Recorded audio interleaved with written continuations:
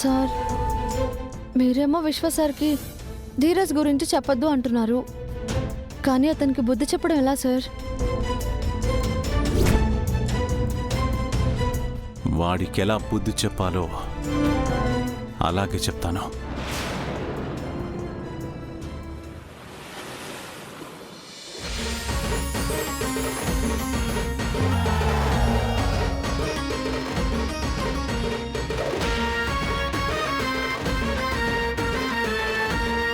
ఏంటి మక్కం గారు, దేవుని బాగా ఇబ్బంది పెట్టేస్తున్నారు?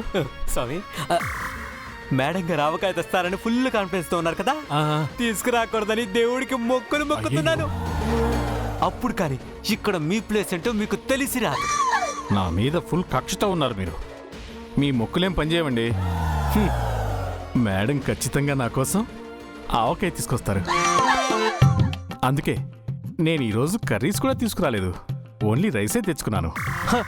అవునా పాపం, అందులోకి గడ్డ పెరిగేసుకుని తిందిర్లే గాని. దేవుడా దేవుడా, మేడం గారు ఆవకాయ తీసుకొస్తే మా మక్కం గారిని సింహాచలం కొండెక్కిస్తాను. మొక్కండి మొక్కండి, మీ కోరికలు నెరవేరవు, నా కోరికలే నెరవేరుస్తాడు దేవుడు.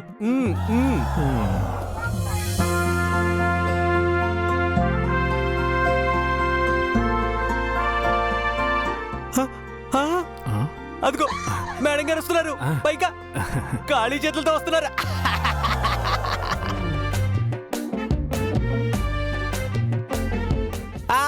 కార్తిక్ గారు, అనుకున్నదొక్కటి అయినది ఒక్కటి, బోల్తా కొట్టిందిలే బుల్బుల్ పిట్ట. అనుకున్నదొక్కటి అయినదొక్కటి, బోల్తా కొట్టిందిలే బుల్బుల్ పిట్ట. అనుకున్నదొక్కటి అయినది ఒక్కటి. ఏంటి మేనేజర్ గారు, చాలా హుషారుగా చాలా జోష్గా కనిపిస్తున్నారు. Any good news? నాకు గుడ్ న్యూసే, కార్తిక్ గారికి బ్యాడ్ న్యూస్ మేడం. ఏమైందండి? నిన్న మీ ఇంట్లో ఆవకాయ పచ్చడి పెడుతున్నారని తెలిసి ఈ రోజు మీరు ఆయనకి ఆవకాయ తీసుకొస్తారని ఓన్లీ రైసే తెచ్చుకున్నారు. ఓ అవునా? స్టాఫ్ అంటే మీ ఫ్యామిలీ అంటారు కదా మేడం, నా కోసం కూడా అదే మా అందరి కోసం కూడా తెస్తారనుకున్నాను. అయినా నాకు దిష్టి బాగా తగిలిందండి.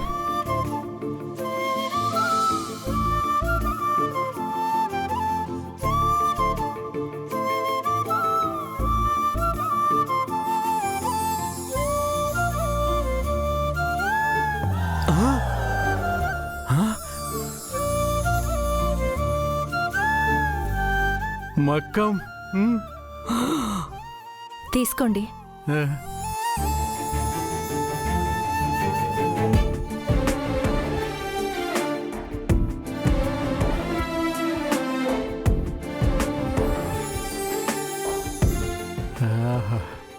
మీకు వంటలు రావు కదండి, హడావుడి టైంలో మీకు ఉపయోగపడుతుంది. మేడం, నేను దీన్ని ఇక్కడే ఉంచుతాను, మీతోనే షేర్ చేసుకుంటాను. అంటే ఐ మీన్ లంచ్ టైంలో మన వాళ్ళందరితో కలిసి తింటాను. సరే, మీ ఇష్టం.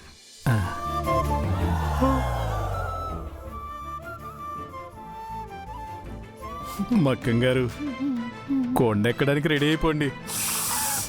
గోపమ్మ చేతిలో గోరు ముద్ద, రాధమ్మ చేతిలో వెన్న ముద్ద. గాడ్ తూచ్, అగరబత్తులు, అట్టిపళ్ళు, కడ్డీలు అన్ని వేస్ట్. ఈ స్టోరీ ఏదో ముందుకెళ్దానుకుంటే మీరు ఏకంగా పరిగెత్తిచ్చేస్తున్నారే.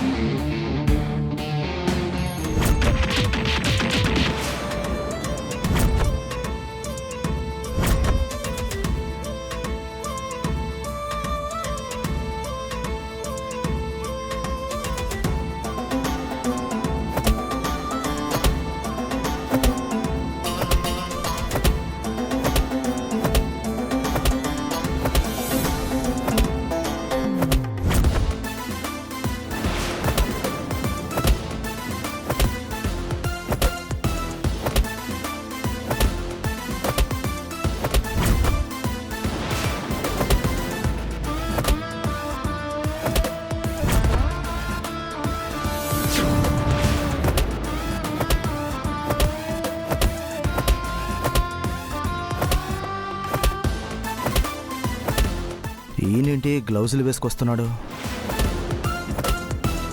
ఏంటి ఎక్స్ ఛాంపియన్ గారు, ఎలాగో మీ భార్య గెలవలేదని మీరే ప్రాక్టీస్ స్టార్ట్ చేస్తున్నారా ఏంటి?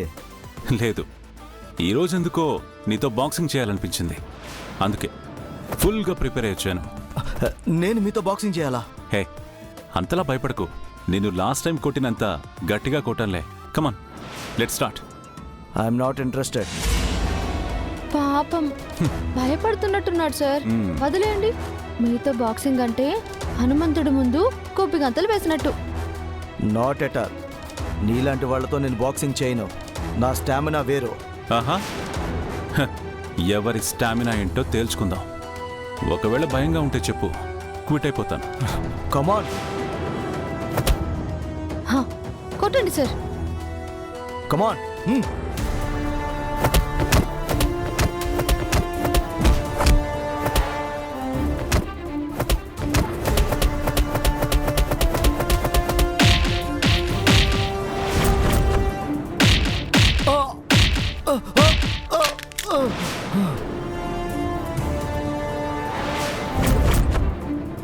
ఏంటి ధీరజ్, స్టామినా అయిపోయిందా?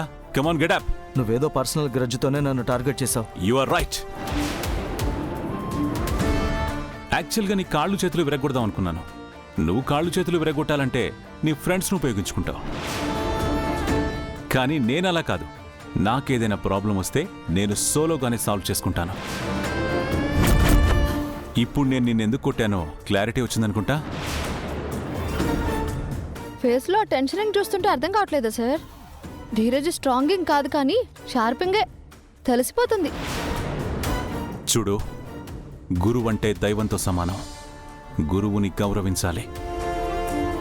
ఆ గౌరవం, సంస్కారం నీ దగ్గర లేనప్పుడు ఎంత విద్యున్నా అది బూడిదలు పోసిన పన్నీరవుతుంది. ఇంకొక్కసారి ఇలాంటివి రిపీట్ చేసావనుకో. రుద్రా,